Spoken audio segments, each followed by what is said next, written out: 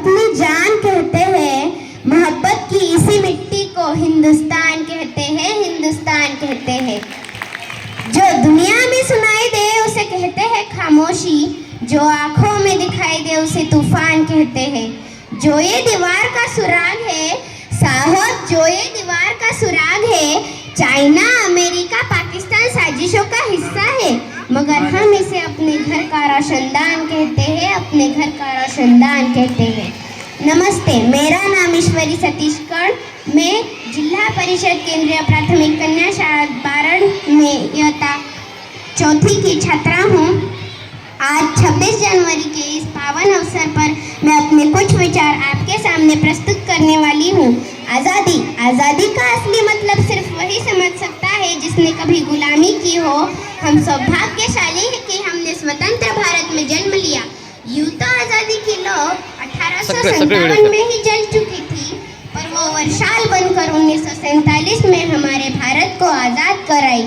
प्राचीन, मध्यकालीन और वर्तमान भारत के कुछ विचारों से यह स्पष्ट करना चाहूँगी कि जब हम फिरंगियों के फेरे में फंस गए थे, तब रंग दे बसंती चोला के एक आवाज़ पर टोलों के टोले उमड़ाते थे और उनके वंदे मातरम के नारों से खून में आने वाला 5-5 डिग्री का तूफान अंग्रेजी श्वासों के जड़ों में तूफान ला देता था।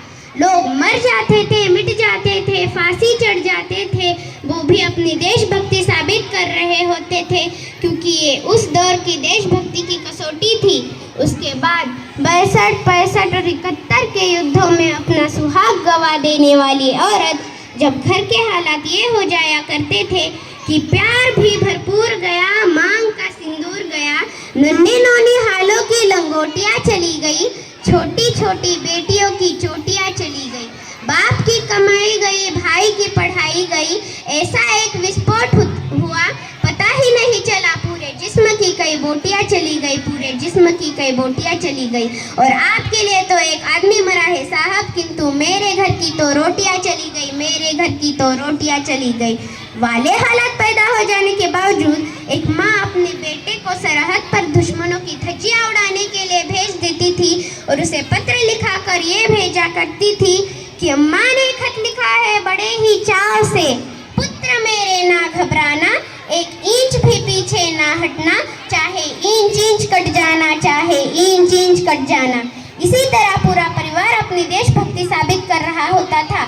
तब देश बलिदान मांगता था, तब देश लड़ जाने को, मिट जाने को, फांसी चढ़ जाने को कहता था, किंतु आज देश बलिदान नहीं मांगता। आज देश लड़ जाने को, मिट जाने को, फांसी चढ़ जाने को नहीं कहता, बल्कि मेरे विचारों में यदि कोई व्यक्ति अपना काम पूरी लगन, पूरी ईमानदारी और पूरी मेहनत से कर रहा हो ना, तो वही सबसे बड़ा देशभक्त है।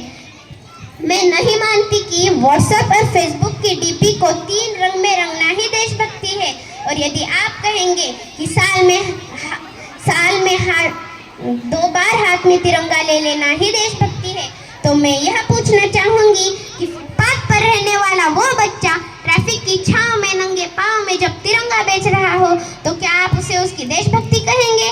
ये उसकी देशभक्ति नहीं, उसके पेट के भूख की शक्ति है जो उसे ऐसा करने पर मजबूर करती है, क्योंकि ना मस्जिद को जानते हैं, ना शिवालय को जानते हैं, ना मस्जिद को जानते हैं, ना शिवालय को जानते हैं। जो पेट के भूखे होते हैं ना, वो सिर्फ भोजन के निवालों को जानते हैं, वो सिर्फ भोजन के निवालों को जानते हैं।